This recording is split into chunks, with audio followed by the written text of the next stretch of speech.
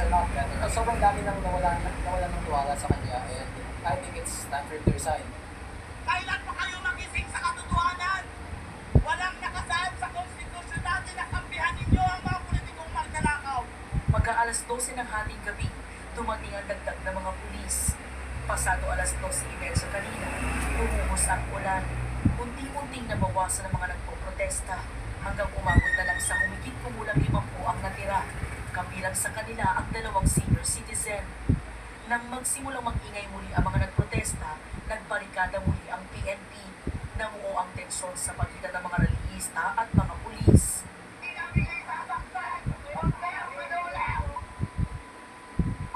Ayon sa PNP, humigit kumulang 200 pulis ang nakadeploy sa magdamagang protesta ng nasa 200 relihista. We are observing maximum tolerance. But the problem is, wala namang umaharap na organizer. We are trying to, to prevent them from getting close to the kasi mga private private property to. Anyway, nalabas naman nila yung kanilang hinanain eh. Pasado alas 3 naman, nagsindi ng kandila ang mga nagprotesta para sa kanilang prayer vigil.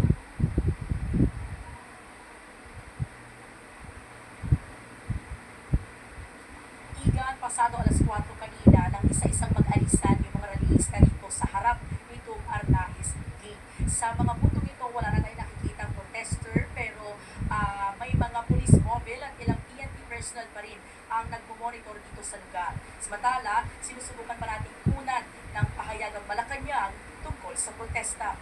At yan, ang unang balita mula rito sa Makati City. EJ Gomez.